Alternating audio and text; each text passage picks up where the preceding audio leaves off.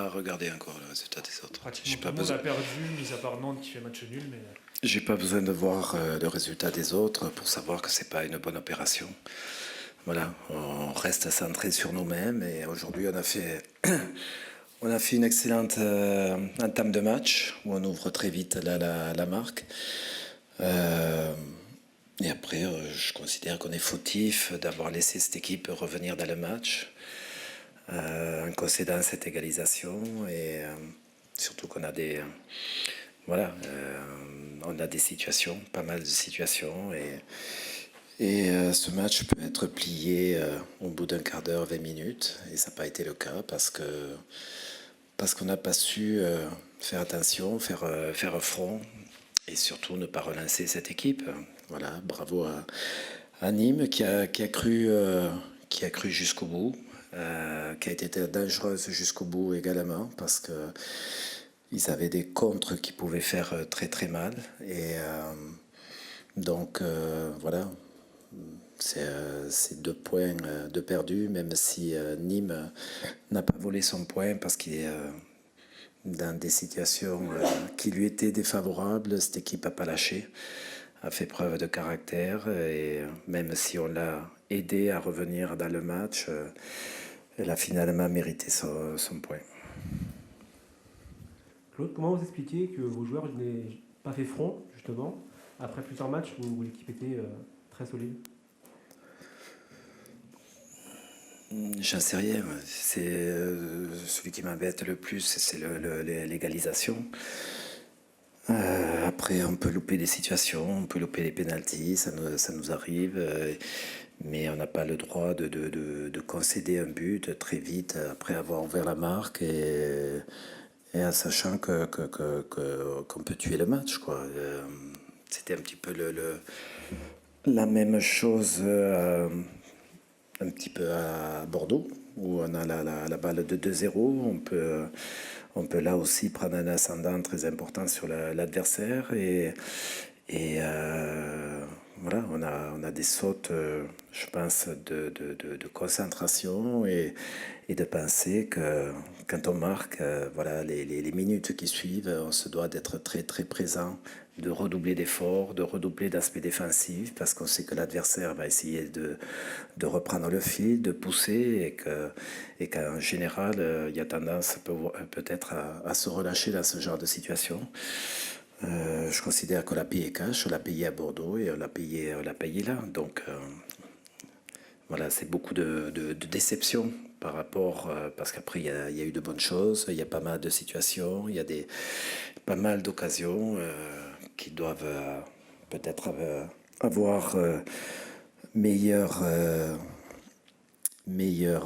terme, mais bon, voilà, c'est voilà, pour le groupe, c'est de la déception, mais on n'a pas le temps de s'apesantir, parce qu'on rejoue dans 3 jours et il faudra être présent et aller chercher des points à Monaco. Ce ne sera pas facile, mais voilà, on n'est pas en vacances et on va être présent. Ce match, Claude, c'est aussi une histoire de penalty. Celui raté par Riyad, Romain qui crochette et qui prend un carton jaune pour simulation, et une faute sifflée contre Harold. Quel est votre avis sur notamment ces deux situations? J'ai pas vu exactement, j'ai pas vu le ralenti, j'ai pas vu les images de mon banc. Voilà, je trouvais qu'il y avait aucun geste de la part d'Harold, par exemple, siffler penalty.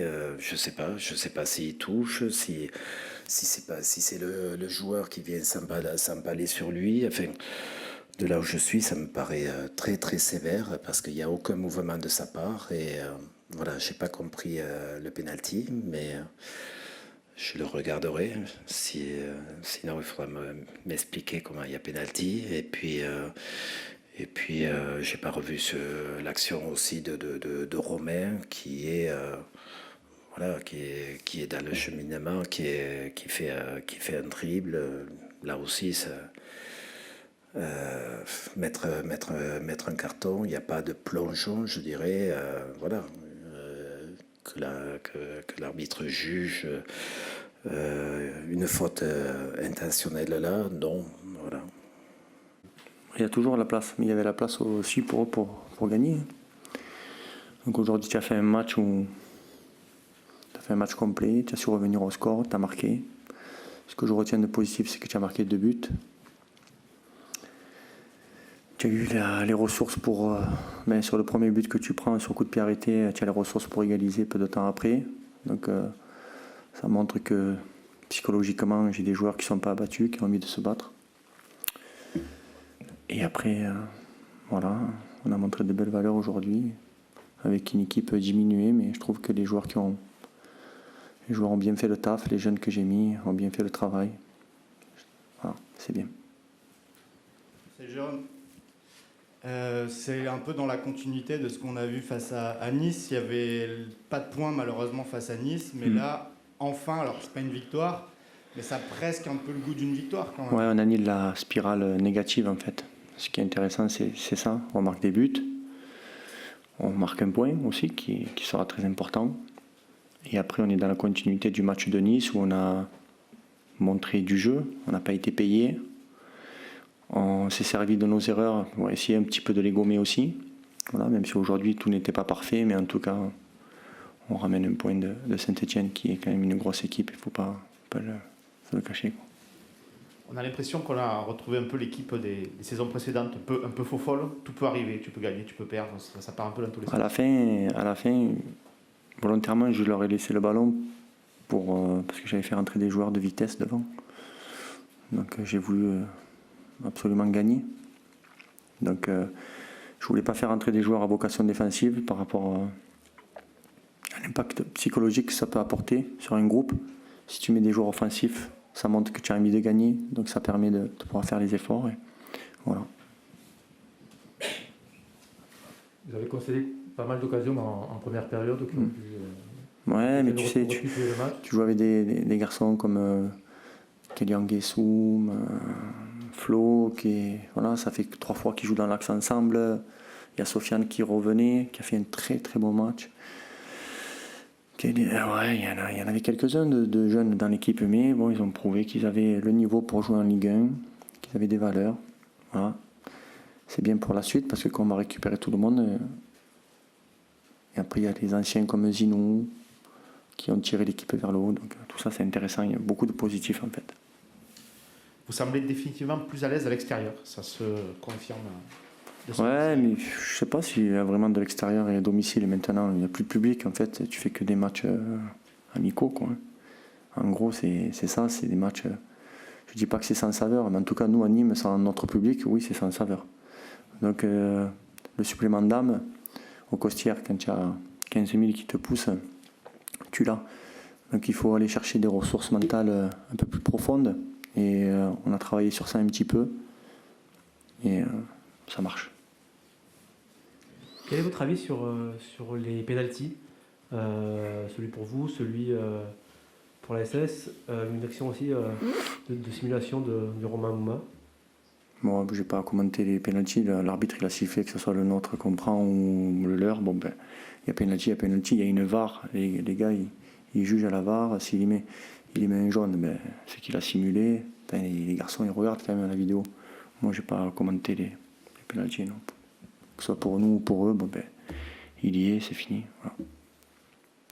Jérôme, il reste un match en 2020. Ça va être, on va voir en fonction de ce que fait Lorient face à Rennes. Peut-être le match des 2 derniers. Comment tu vas appréhender ce match? Est-ce que ça sera peut-être pour toi une finale de la Coupe de France pour bien finir l'année? Je ne sais pas comment tu vois ce match. Non, j'aborde ces matchs, ils ont beaucoup d'importance. Après, on va bien récupérer de ce match déjà, parce que ça arrive vite. Après, c'est 2 équipes fatiguées qui vont jouer, mais comme moi j'ai beaucoup plus de jeunes, je pense que j'aurai des ressources physiques plus importantes. Il y a des joueurs que j'ai fait souffler un petit peu, que j'ai injectés en fin de match, qui ont prouvé qu'ils pouvaient rentrer ou même démarrer. Donc c'est bien. Ça va être un match assez plaisant, je pense. C'était quoi l'atmosphère dans le vestiaire à la fin du match? L'atmosphère de victoire ou pas? Non, du travail accompli. Voilà, ils se sont rentrés, ils ont soufflé un bon coup, ils n'ont même pas crié, ils n'ont pas... Reda a parlé, moi j'ai parlé, on les a félicités. Et après ils étaient hyper heureux.